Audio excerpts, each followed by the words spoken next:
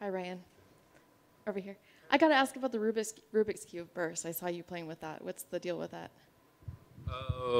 This is, I guess, my way of staying in moments and stuff, and like I figured out how to do it and whatnot. So I like to do it. Trying to get my time down. Right now I'm at a little shy of 2 minutes, so trying to get it down. So was there a secret to it that you can share, how to solve it quickly? Basically, once you figure out the algorithm, and you just get faster at making the movements. It's kind of it's not necessarily complex once you're learning it, though. Well, once you're learning it, it's kind of complex. Once you learn it, it's not. And it just kind of keeps my brain active and I like to do it in between sets when I'm working out or something like that. Try to figure out if I can do it while I'm tired or like when I'm taking ice baths or things of that nature, just to keep my brain sharp while I'm doing other things too. That's pretty cool. So this is your first UFC main event. Does it feel different coming into this fight week? I honestly don't think it feels different because of it being a main event and all of that. Like, I'm used to big fights and used to things of this nature.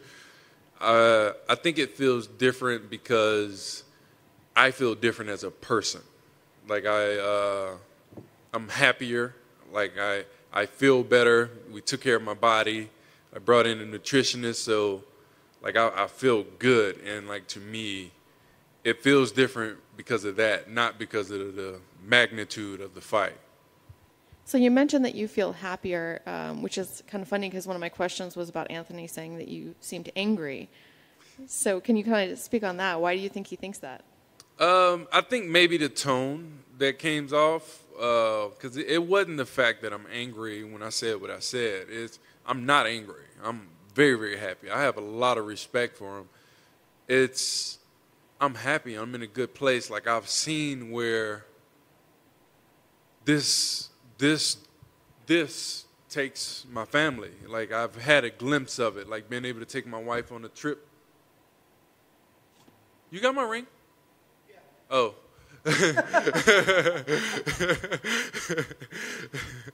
Yeah, all right. Could you toss it to me, please?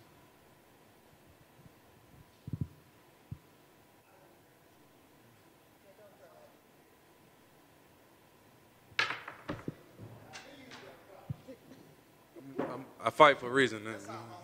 Hey, look, that's why I want to make sure I put it back on my finger.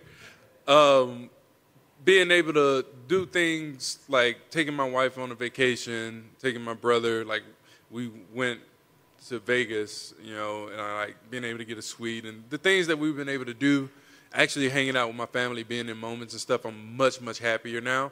Seeing where this, like, because for the longest you hear, oh, you can do this or you can do that.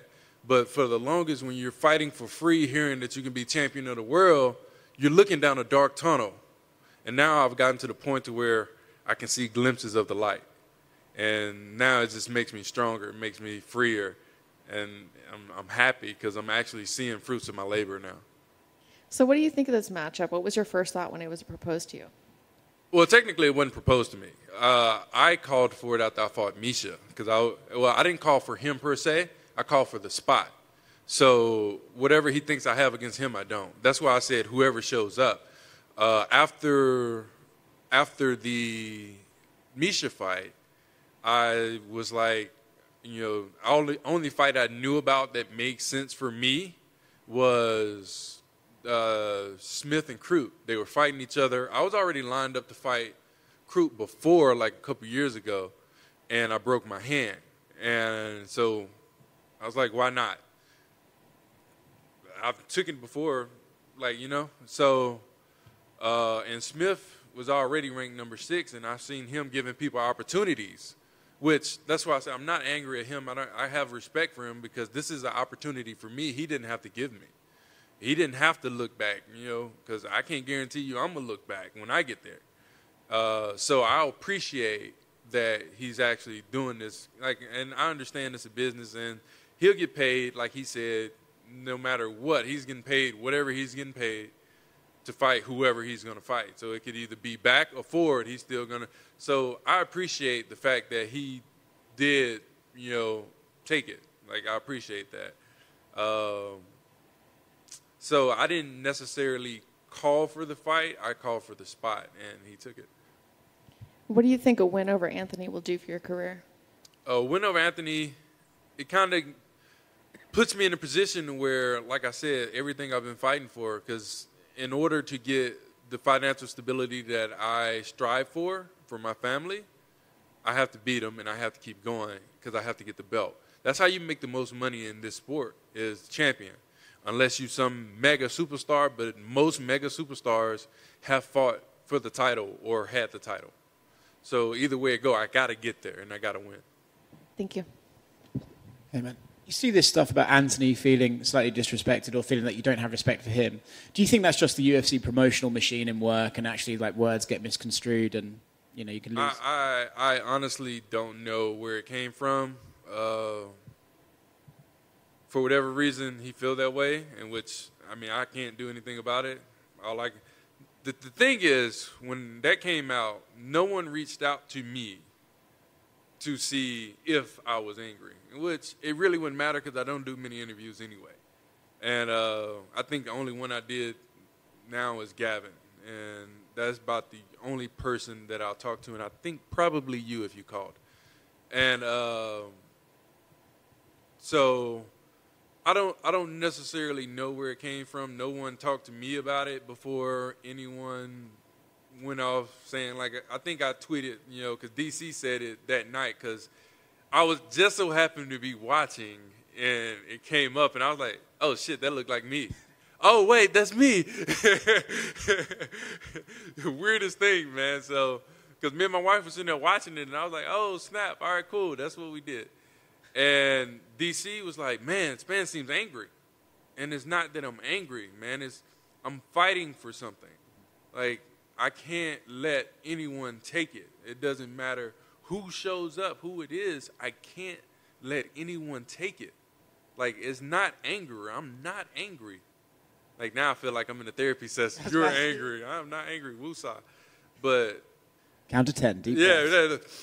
Let me get my balloon.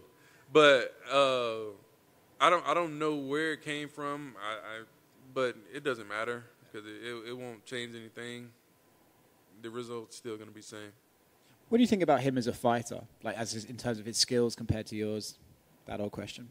Okay, so I have to always explain this, which is I don't watch film, so I didn't get to see much. Uriah watched a lot of them before when they were both middleweights and stuff, so I was able to get some tidbits from people here and there. But other than that, I don't watch it myself, and I don't care to watch it. So I do respect the fact that he's been where he's been for as long as he has, because he has skills. He has to have skills to be able to maintain, to be at the upper echelon of where he's. When did he fight John? Who knows? A couple of years ago, 2, 3, whatever. Either way, 2? 2019. Yeah. So for him to still be here in the top, I don't think he've ever dropped below 10, maybe. And that I don't know for sure. I just think for him to be where he is, he haven't dropped far. So for him to be where he is, he has to have skills, and I have to respect that. This is not a sport that lends itself to longevity, right? So, right. So cool. Thanks, man. I guess when you go in, I think a lot of people look at Anthony and think like, all right, well, he's either great on the ground or maybe he's going to try to test his hands out. When you were preparing for this, were you guys preparing for a guy that's going to try to either get you down on the ground and try to do jiu-jitsu, or do you think he wants to try to stand and bang with you and to test his hands? I'm going to hold the mic. How you hold it? Yeah. I've never it's like a seen cigar that. or a fine sifter. I've never seen that. All right. I don't know what he's going to try to do, and I really don't care because it's not going to work. Right? The plan, if it goes according to how I've been seeing it, it doesn't matter what he do. It's not going to work. And when you think about the Ryan Spann now that's headlining a card, what's the difference of the Ryan Spann that's headlining this card and the Ryan Spann that headlined that LFA card years ago? It's night and day, man. I honestly, then, like we was talking about it, getting ready for this fight. Like, I don't know how you do that, man. Like, it's I know. Now I feel all weird. That's going up my face. I picked it up and it just casually went like this. Now you're making me second guess my life. like, what did I do in life to become him? Honestly, it's a difference, man. Like, I was talking to my nutritionist, Eric Pena, and I was talking to my strength and conditioning coach, Mike Scacia. He changed it. And you know what? Fuck it. No, I'm going back. We're in here. We're in here now. So I talked to, my coaches and, and we basically discovered the fact that I've been coming off the couch, basically doing this, like barely training, doing what I have to do just to get by, just to get to the fight. See, now, like I've been posting, we've left no stone unturned. I brought in Eric Pena. I've been working with Mike Scacia, and it's showing like my body, like I feel good. I'm happy. I've been working on my mental game, and talking to a therapist. Like I'm telling you, man, it's completely different. Like it seems like, okay, June, it seemed like all of a sudden I became a different person. Like I have memories of that. Like I can watch me on TV and I'll be sitting and like, man, they don't really seem like me. Like the memories of that stuff is more to me like memories of someone else being told to me, not like I was actually there. And I feel so much different now. And you kind of touched on it, and I wondered, how much of it is your growth? So it is. Would you say the majority of the growth is the mentality, the mental side? Because when I look at these fights, both you're going to come in physically prepared. Do you think it's going to come down to a battle of wills? Who's going to be willing to go further and push harder? That's going to get the victory at the end of the day? That is a very real possibility. That could be it. We will see, but, it's hard to – I'm not saying he's full or he's not driven. Like somebody just told me, he had 3 kids like I do and all that. So we're essentially fighting for the same thing, but at the same time, he's already been where I'm trying to get to. And it's things like that where it's like, I'm hungry. That is not anger that you hear. I dropped a lot of tears just talking about where me and my family then came from. I posted a picture where 2014 when I got married, me and my wife had like cheap busted up rings. It ain't not busted up, but I couldn't afford decent rings to even get married. Like now I was able to go and get her the ring she wanted. Like I was able to get me one. Like it just, things are changing and I have to beat this dude. I have to walk through him to get to where I'm trying to go, to continue to see these differences. And that's why I worked so hard like I did. I got a therapist, got a nutritionist. I'm with my strength coach. Like, I'm having to do what I had to do, what I should have been done, but now I know. Like, I'm too close now to even risk just trying to show up like I have been. Like, most of my camps have been just cutting weight, to be real with you. Like, it's just been cutting weight. We've trained and we train hard and all of that, but most of the time it's, what's your weight? Where your weight at? What's your weight? Get your weight down. What's your weight? Like, not, this is what we're going to do, which there is that because, the general, Saif Saud, he makes sure to have that on point, but at the same time, for me, my focus has been weight, not how to perform. And, like, the therapist said, the key to peak performance is total engagement in your task. And now I've gotten to the point to where I can be totally engaged. Like I've noticed like my memories and things like would slip or I would forget things quickly or not remember things from the past. But at the same time I wasn't really there. Like I wasn't really there. And now I can be there. That's why you see the Rubiks Cube. Like when I get tired or whatever, I have to focus on what I'm doing. I can't think in the past or I can't think in the future with anxiety or depression because I have to focus on whatever I'm doing right now. And that's where we've been. Nice. And last thing for me, I guess what final things need to happen to make sure that you get your arm raised? Like, what are the keys to the victory? Is it just a matter of showing up and making sure that the mind's clear and that you're able to focus on the thing at hand, coming in with a clear mind? What needs to happen to make sure that your arm is raised at the end of the night? Go in there, beat me, have fun, and be totally engaged in the task.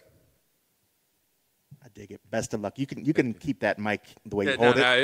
Every other presser from now on, just just hold it like that. I dig it. Thank you so much. All right, thank you. I think time for. Are we back? Okay. Yes, sir. Ryan, thank you for taking the time. If you could just please elaborate on that, putting it all together, firing on all cylinders, getting the nutritionist, feeling good. At what point did you say, okay, I can't just get by on my talent. Now I have to next level? Honestly, it just seemed like it happened out of nowhere, man. Like, around maybe June or so.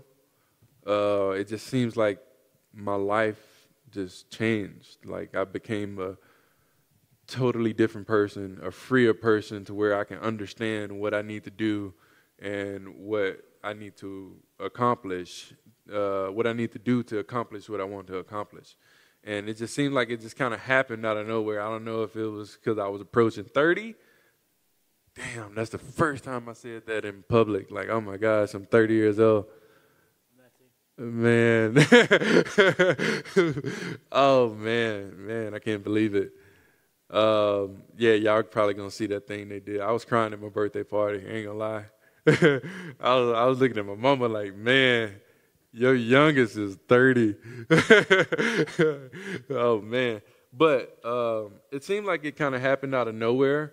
And it just kind of all started to come together on its own, man. Like, it just, like that. And I started to realize, I remember went for a run one day, and halfway through the run, I just started crying. Like, and I don't know, I don't know what happened. Something came over me, and that's when I realized, I was like, I called Brian Hall, I called Lorenzo, and I was like, I think I need to get therapy. And Brian Hall, for anybody who don't know, is my coach out of Memphis, Tennessee, so law school MMA. And I was like, man, and so they encouraged me to go ahead and do it. You know, I had already talked to Eric Pena about it, and he kind of brought it up. And when I went for my run, I was like, yeah, I'm fucked up. Like, I need to get help, and they encouraged me to go ahead and do it, and that kind of helped spark the change, being able to talk to somebody and like get everything out instead of kind of holding it in. Well, that's excellent. Thank you for that, because a lot of people, men, women, boxing, MMA, Muay Thai, that whole mental health is not something that is underestimated, man. People don't realize. People think that it's, oh, you got to be tough and you got to be strong, man. And they think, I don't know, it's like winning solves everything, man. I can win a fight and for whatever reason still be depressed about something and all that shit. Like we even think about Timothy Bradley brought it up, the boxer, when he fought Manny Pacquiao. He was like, he beat Manny Pacquiao, and yet he still went into a funk, like bad. Tyson Fury. The death threats from the Philippines. Yeah, like just, I mean, that helped. That helped. That's neither here nor there. The point is, he won a world title and was still, like that. So people think that, man, I'm 6'5", 2-something, and, I had an issue. And now we've addressed it, and I'm getting help. Like, man, and I feel a world of different now, man. I feel so much different. Excellent. Thank you for that. And lastly, Daniel Rodriguez had a similar thing, hurting the hand. Which hand did you break? My left hand. Because he mentioned that once that happened, it forced him to step up his jab. What were the benefits you had being not disabled, but having to re-up with that one hand? We had to modify, because I remember training the whole fight for Nogueira with a broken hand, like the whole camp. I wasn't comfortable with it until I actually got to Rio, and that's when I don't even think I was hitting. I was connecting anything with it. And basically, like, so I would go to Dr. Mann, and I told him, like, we were working on the things, and I'd be like, Doc, I'm going to knock him out with it. Like, I'm going to knock him out with it, and then we'll see, you know, because for whatever reason, it wasn't healing right. And I mean, sure enough, I did knock him out with it. And I don't know what it forced me to change.